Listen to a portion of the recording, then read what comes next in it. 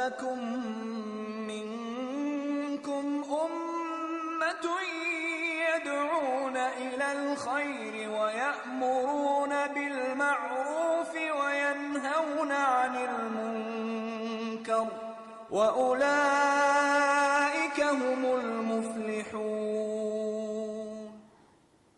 بسم الله الرحمن الرحيم.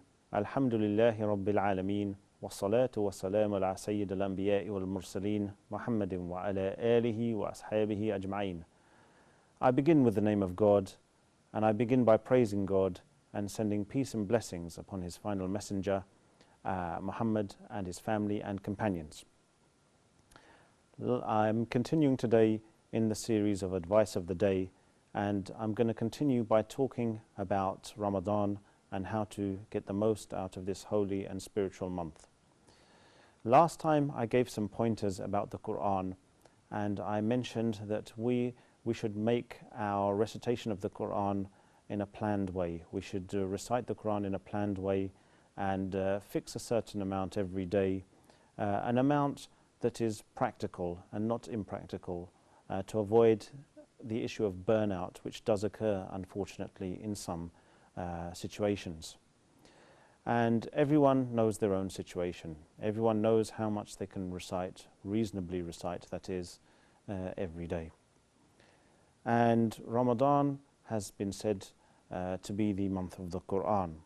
And in terms of the reward, we're rewarded 10 times for each letter. This is mentioned, it's been reported in the hadith, 10 times for each letter.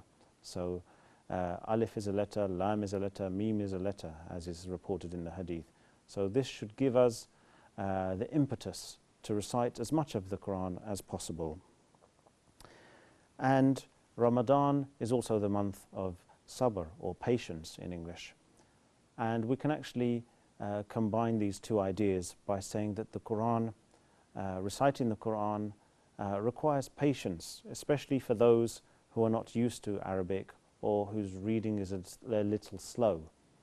For example, you may begin the Quran and you may look and say, oh, I've still got another 500 to 600 pages left. So we need to make a planned and practical way of completing the Quran, whether it's 10 pages a day, 20 pages a day, 30 pages a day, or 50 pages a day. And some people may ask, oh, but what if we're not perfect? You know, what if we can't recite perfectly? Well, the first thing is we should try as hard as possible to improve our recitation of the Quran.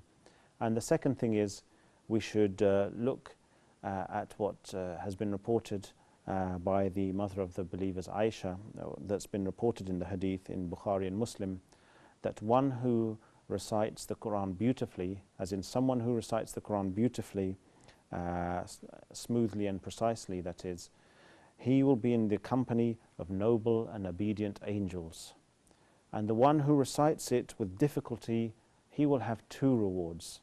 So this is actually a very positive message that we have in the hadith, that we should strive to recite the Quran even though we know we may make mistakes and there may be shortcomings in this.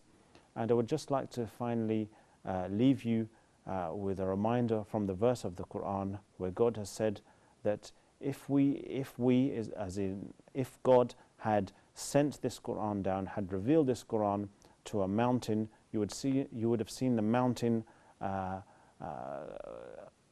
break down in fear. Okay, break down in fear. I'm summarizing the translation, of course. And what a great responsibility we have to this book. We have a great responsibility not just to read it, to recite it, but also to carry out its commandments and to avoid what has been forbidden in the Quran. So thank you very much, and inshallah I will see you again in the next episode.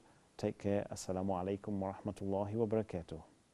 وَلْتَكُنْ مِنْكُمْ أُمَّةٌ يَدْعُونَ إِلَى الْخَيْرِ وَيَأْمُرُونَ بِالْمَعْرُوفِ وَيَنْهَوْنَ عَنِ الْمُنْكَرِ وَأُولَئِكَ